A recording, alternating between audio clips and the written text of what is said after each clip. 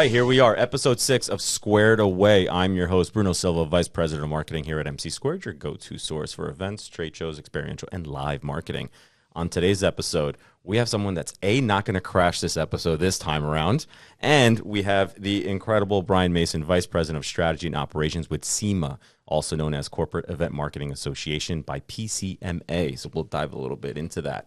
But welcome. Great. Thanks for having me, Bruno. I appreciate it. It's good to be here. Absolutely. So to kick this off, let's go ahead and introduce yourself, and then B, reintroduce yourself to the audience who this may be the first time listeners. Great. My name is Brian Mason, and like you said, I am the new VP of Strategy and Operations for CEMA, also known as Corporate Event Marketing Association. I've been in the industry for well over 20 years. Kind of did a zigzag around. I went from TV and film production over to live events, and so about 15 years ago, right before I came to CEMA, I was with Salesforce. So I spent about 15 years there.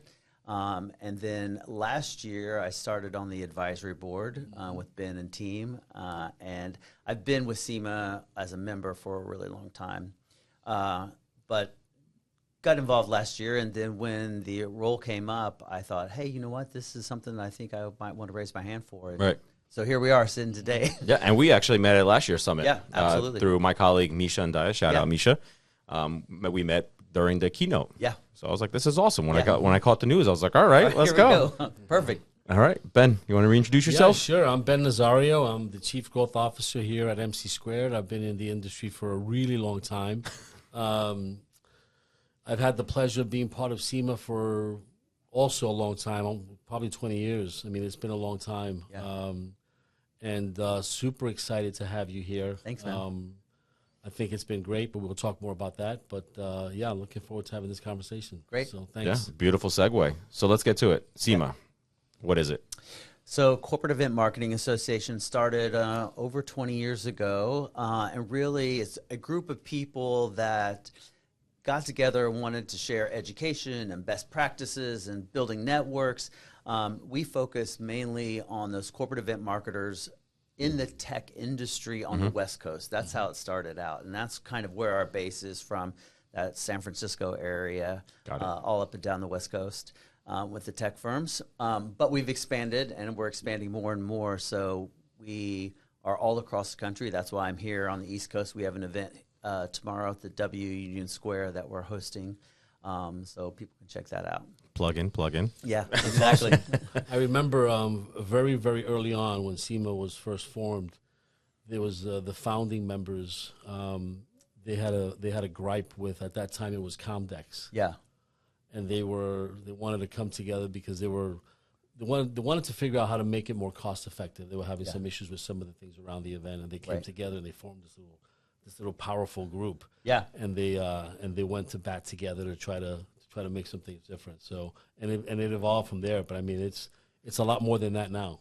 Yeah, it is. It's great, and it's a family that I've grown up in this career.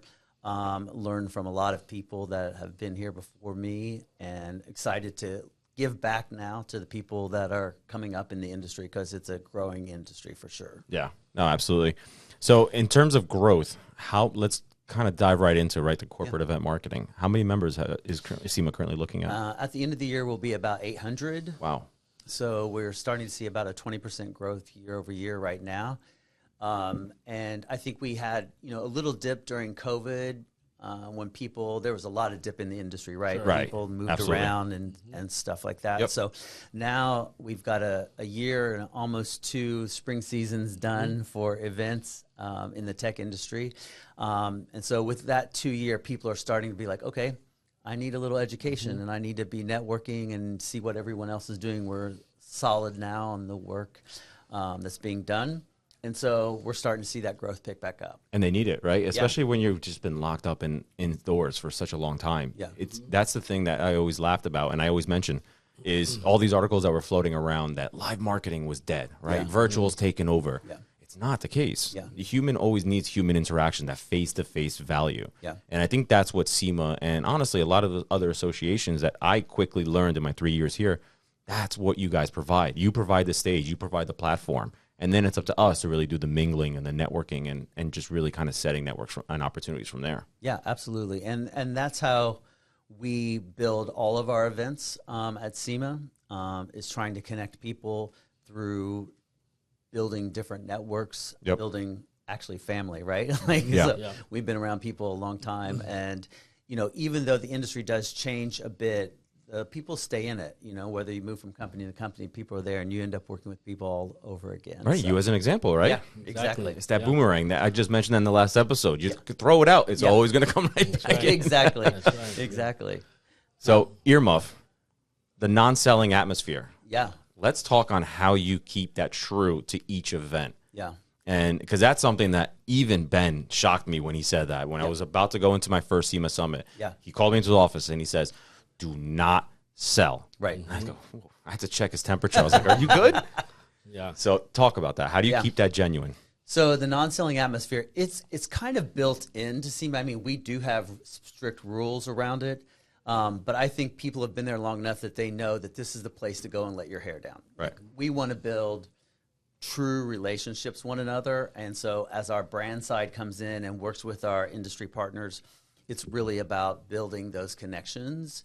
And so strictly, if there's some rules, what we do is we go by if people get reported from us as that they are selling too much, we give a warning to them. And if there's a second reporting, then we do ask them to leave the event or leave the membership. And I think it got a bit relaxed a bit, and so we're trying to be very strict with that this year. Right.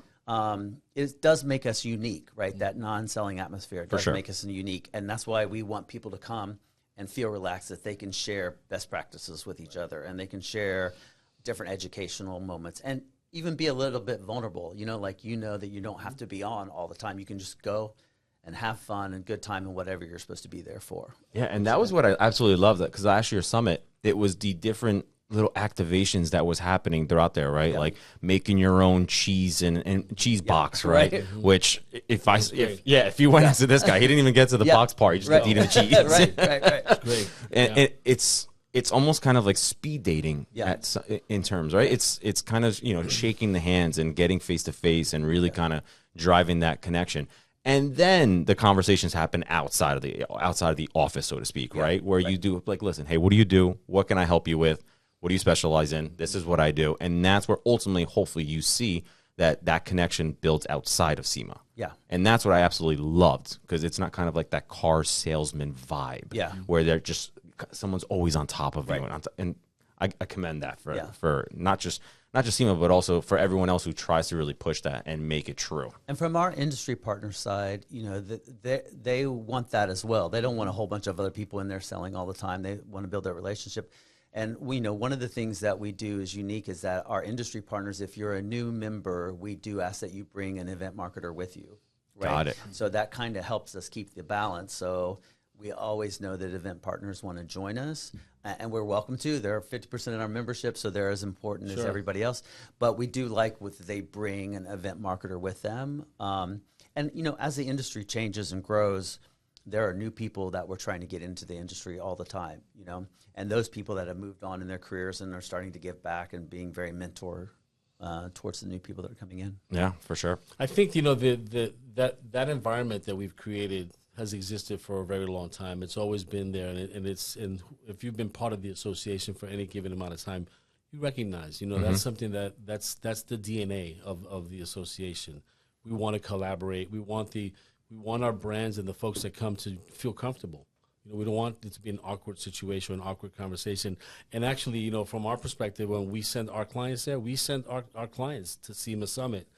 We don't want other agencies selling to them either. We want them to go there and learn and collaborate and make it valuable to them. So I think it's a win-win across the board. And CEMA's been really good about making sure that we stick to those rules and it works. Yeah. Now, for those that aren't members with CEMA, what else does CEMA provide those memberships? Like, let's talk about, the sharing and innovation, the career centers, and so forth. Yeah. So there's a whole new slew of add-ons that come with the membership. and really came with the PCMA merger that happened in 2021. And so, for example, Executive Leadership Institute is an online learning company that we purchased and became part of the PCMA family. They do not only online learning, but they do in-person learning as well. And I think that's one of the things that a lot of people don't understand is like, if you have your offsite for your team and you need someone to come in and do a whole learning session with you, they'll come in and teach a whole learning session, right? So if you're doing certain things like that, they're there for you. We also have a career center that we're getting up and running because we know the best way to hire someone is to share that learning. So we've got a lot of talented people, and sometimes people are looking for a new role, you know, or they want to go to a new company, got too big or too small, whatever that might be. We want to help facilitate that because we know that our membership is really, really talented, and we like sharing those. Yeah. On a member offer. I think, you know, it's going back to the building relationships and networking within the industry. You know, I have personal friends that I met when I first attended CEMA Summit 15 years ago. I mean, they're still my close friends, and I've learned so much from so many different people within that network. I mean, I think it's invaluable. You know, the people you meet and the things that you can learn, you know, from others, from birds of a feather, from people who have experienced things that you may be experiencing now. I mean, it's you can't put a price on that. That's not something that you can teach in a class. You know, that's about being able to have genuine conversations with authentic collaboration. You know, and that's big. That's a big deal. I mean, that's, to me, that was if not the most, one of the most valuable things that come from being part of CEMA and being part of Summit. You know, the last thing I will say, because I am going to leave you guys together, Shocker. of course.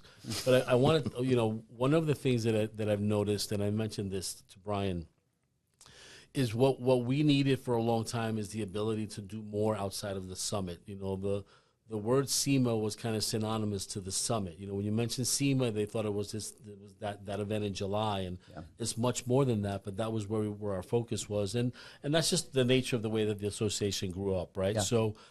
But now, and I could see it, and all the things that Brian is doing, it's much more of looking at our event calendar all year long, looking at the 12 months, and how the association can add value along the way in different regions, and really putting an emphasis on those interactions, right? And that, to me, is just a whole new element that is really bringing a whole new positive enlightenment to this association.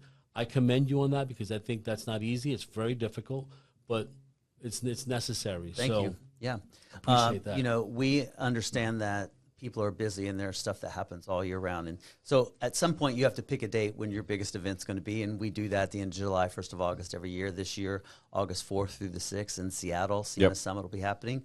But we know that there are events that happen all year round, and we want to make sure that people are either regionally able to come, so they don't have to get on a plane. Like, we're going to be in New York tomorrow, and we're going to be in Chicago the day after that doing some local regional stuff. But then also, like some of our bigger events, like our study tours that we have, we're really looking to make those happen monthly so that people will, when they have some downtime, look forward to it and say, hey, I want to go to that. That's something unique. I need to find inspiration. I want to go and see what that study tour is all about. That's huge. Yeah. Huge. It's massive, yeah. It's exciting. It's huge. And thank you again. Yeah, thanks, Ben. We appreciate your partnership. You know, we're going to continue to support you guys. As long as I'm around, you're going to be supported. We love you guys, and we're going to keep doing good things. Thank you. I appreciate it. I appreciate you, brother. Yep, All the awesome. best. Be careful with this guy. He gets tricky. He's a tricky guy. You stay here, I'm leaving. Got to watch him. There's only one curveball here. You're in. Yeah. Nice job. See you guys. Thanks, Ben. Later, Ben. All right, so now that we kind of touched on a little bit with CEMA, right, let's go ahead and talk about Brian's journey. Sure. So, for starters, when did you first get introduced to CEMA? Yeah. And then kind of like what lured you into that? So my first CEMA summit was 2012, I believe. Okay. It was the first time I was really exposed to CEMA. Gordon Stake from Event Marketing Partners over here on the east side in Jersey as well. was our event person when I was at Exact Target. So Got it. Exact Target was which is now Marketing Cloud at Salesforce, got acquired by Salesforce back in 2012. And so I went to the first summit, and that was really the first time I was like, wow, all of these people at all these industries are doing this event, and I didn't know that. I didn't know how to connect with them, you know. And it was one place that we were all talking the same thing. We were all learning the best things in the trade industry, because things happen fast in the industry, right? They do. Technology specifically really happens fast. And being able to go one place to find those new trends and the new technology and hear how people are using them is a really great facility to use. Yeah, and that's something that you also can see where CEMA really helps out is what the trends bring to the table, right? And it's because not only do you have people internally within the industry are trying to change and incorporate those trends, but it also, the environment that we're in, our industry, the world, society, that also incorporates those changes. So that's something, you know, I think look no further than the pandemic that just happened a few years ago, right? That's the thing where, and I know I keep bringing it up about, you know, people thinking that exhibits or trade shows were dead. It wasn't. What COVID-19 and that pandemic did was it actually enhanced it. It enhanced the safety precautions. It enhanced how we exhibit. It enhanced, you know, how we go ahead and incorporate the face-to-face, but in a smarter perspective, right? And so that's what I absolutely love is when I look at events like CEMA Summit, I look for those sessions, those education tracks that talk about how someone incorporated these changes into their day-to-day in a successful way, obviously, and B, what could potentially be coming in 25 and 26 and beyond that. How do you guys look towards those trends and towards those topics to bring into that education track? So one of the things that we do, the Thought Leadership series that we're doing right now, is really kind of our regional series to make sure that people have an opportunity to get together with their crew. And we really are bringing up all those topics. So we'll start talking about those: sustainability, accessibility, neurodivergence, doing less with more budgets, how people are using AI or not using AI. Like all of those things are topics that people are looking for and looking to find different ways to use those and making sure that they're staying on the best. When you have a big brand like you have Salesforce or you have Cisco, I mean, those are the thought leaders in the industry, so their events have to look like thought leaders in the industry, right? And so that just spills down to everybody in the whole organization. Yeah, and I think when you talk about events, Salesforce is a pretty strong flag with that, right? I mean, I worked for, and I don't know if I've ever said this, but I've worked 10 years before coming to MC Squared for an ISV Salesforce partner. So I'm very familiar with the World Tours and the Dreamforces. In those aspects of what you used to do back in Salesforce, how did you incorporate kind of that blueprint into CEMA? Is there anything that you grabbed and kind of said, hey guys, this kind of worked, right? A couple of things. I think one is, hi to all my Salesforce friends that are still out there, by the way, because they're an amazingly talented group of people. And I think the bar level is set really high at Salesforce. For sure. They're super talented game players, and so you just take that with you. So like all of your events, you want them to be at that level as well.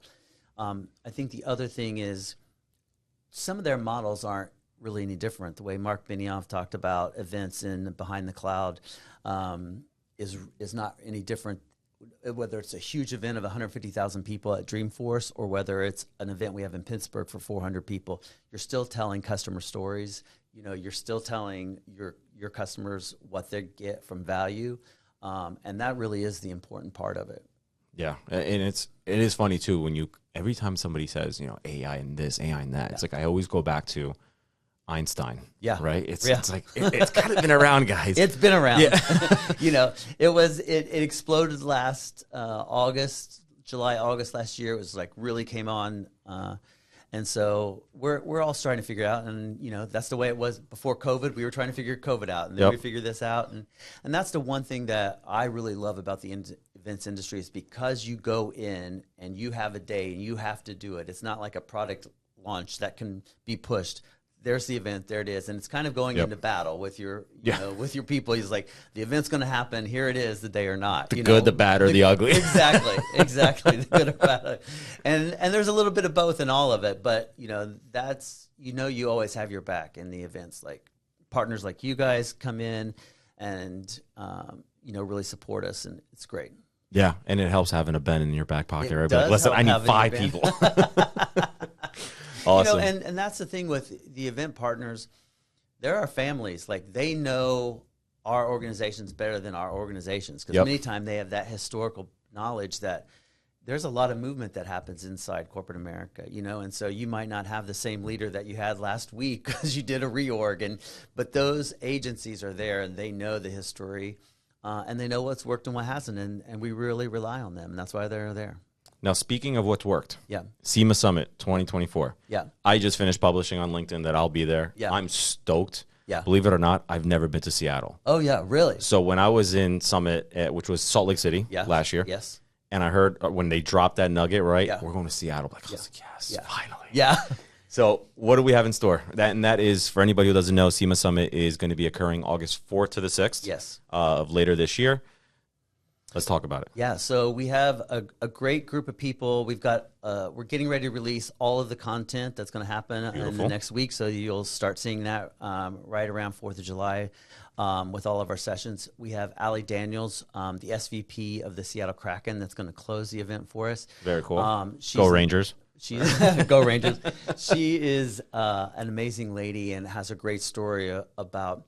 Really, she came up through the events industry as well, so she's our people. She, speaks to speak and knows to talk, and is going to be a really great closing speaker for us. We also have a company called Trajectory that's going to open up the event for us, and they really are about bringing everyone together and finding the biggest topics in the industry together and working through that, and that will happen all through the whole event. So we'll open it up in the main keynote with Trajectory. They've got some really great visual things that we're going to do to build out that morning session. And then they'll work throughout the whole session. So at closing, they'll come back, really take what's analog and digitize it for us and show everyone, the biggest topics that we're talking about today, and hopefully some answers for people, because that's what it's there for. That's kind of awesome. Yeah. That's kind of fun. It is fun. It is fun. And we're going to have a lot of fun, too. We're Yeah. going to be at the Museum of Pop Culture in Seattle. Okay. We've picked some really great places to have a lot of good times there. We're going to be at the Olympic Sculpture Park for an event hosted by Las Vegas. And then closing night, we're going to be at the Chihuly Glass and Garden, which is a beautiful space. And it's going to be a really great atmosphere for all of us. I'm so stoked for that. Yeah, it's going to be a great weekend. That's very cool. Yeah. Speaking of projecting and keynotes, did you see what HP did over at Sphere? I haven't seen it yet. It's pretty wild. Yeah. It's well, pretty wild. Sphere is just crazy, right? Like, I was kind of excited for that, for the first, non-concert event to happen there. Yeah. It's insane how they're able to utilize it. You don't even care who's on stage. Yeah, You're right? just Exactly. Exactly. So you touched on a little bit the study tour. Yeah. Right? So Yeah. let's kind of give everybody a quick refresher. Sure. What are study tours, and how can we go ahead and kind of incorporate the individual that is not a CEMA member as kind of using a study tour as, that's why I got to get in there? Yeah, so study tours have really been the backbone of CEMA for a very long time, because even though we have this great event that happens once a year, this is really the bread and butter of day-to-day work. And it is a 1 to 2 day event that we really look for some unique places for people to find inspiration.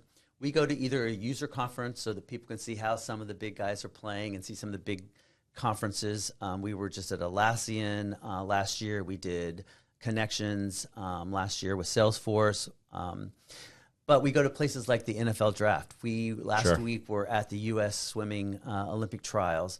They do an amazing job, and it's really interesting to see how they incorporate production and community and swimming. Like, who would have thought swimming, right? Right. But it was a really amazing event. About 250,000 people were there for the entire event, and they blew records away. And so listening to those organizers, you get inspiration. You might not take, my events might not be swimming, but you take back some of the inspiration that they've got, like, oh, I'm going to do this at my event. I'm going to reach out to the community there. We have a couple of study tours coming up.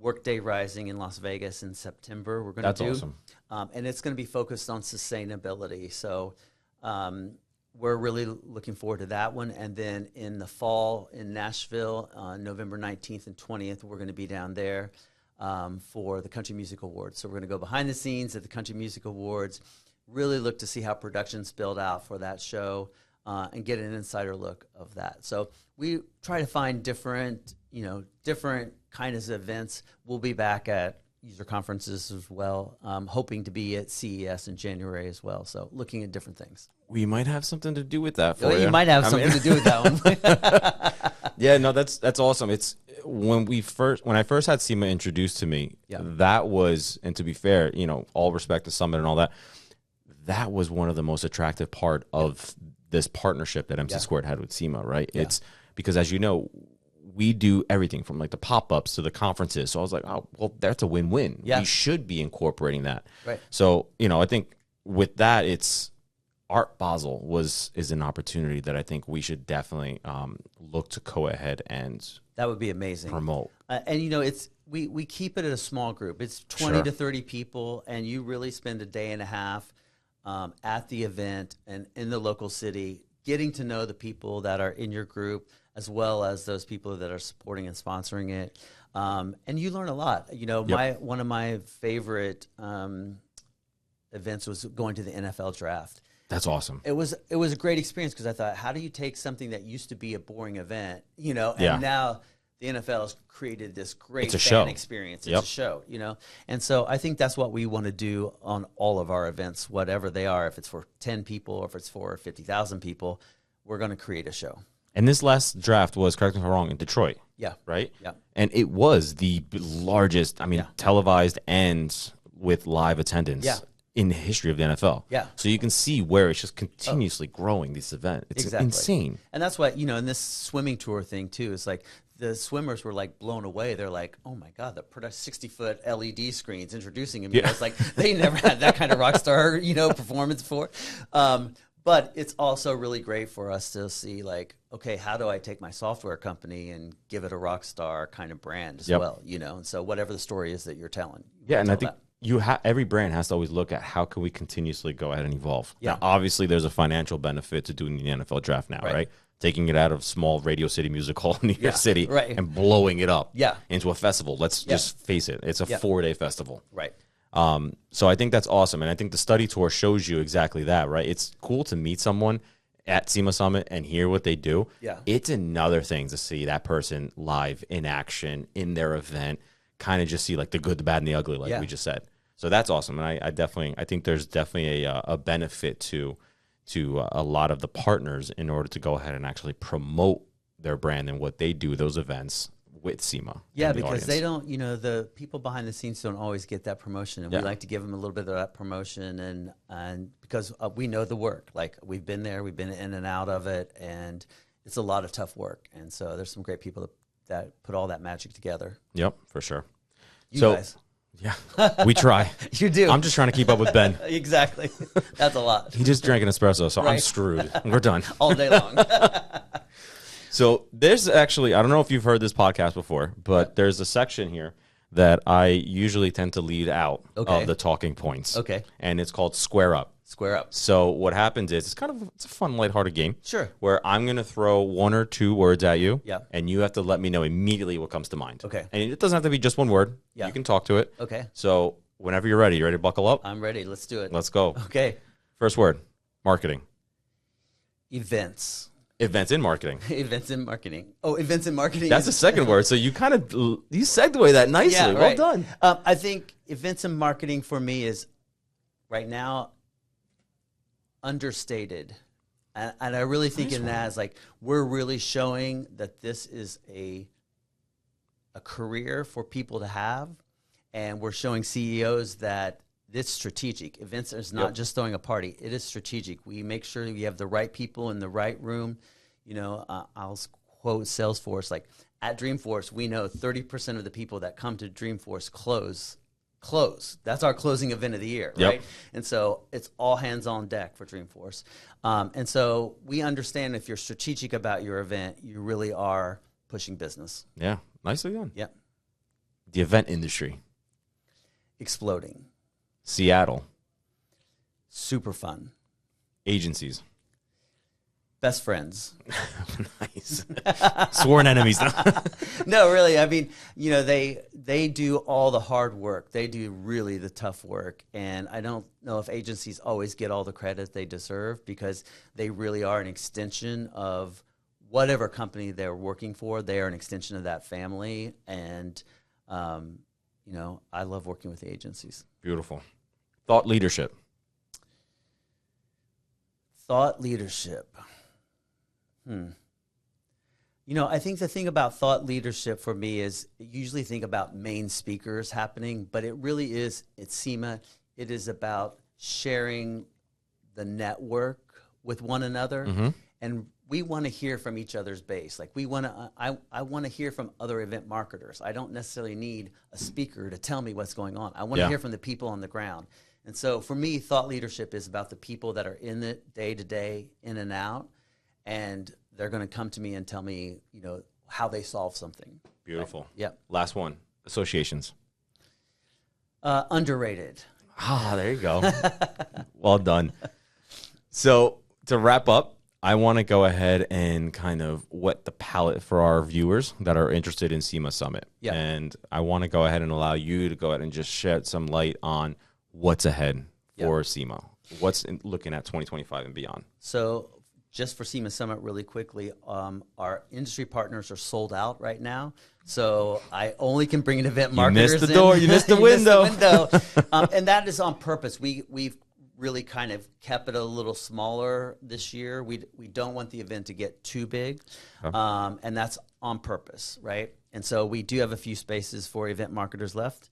And then where do we grow from here For CEMA, is I think we're going to start venturing into other industries a little bit. We've been very tech focused, and we're going to start seeing some HLS and some FinServ.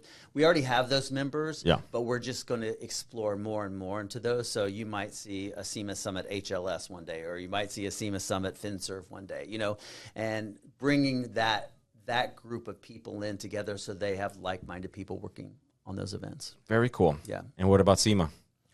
Just growth, man. I mean, I think there's a strong foundation for CEMA with the infrastructure and the backing that PCMA are giving us. We're just looking to get bigger and stronger. And I think we'll do that. We've got a great advisory board. Ben sits on my advisory board. So a great advisory board to help us guide. And there's a lot of fun things coming in the next couple of years. That's awesome. Yep. Brian, thank you for joining the Squared Away podcast. Look forward to seeing you in Seattle. Thank you very much. We'll see you there. Take it easy.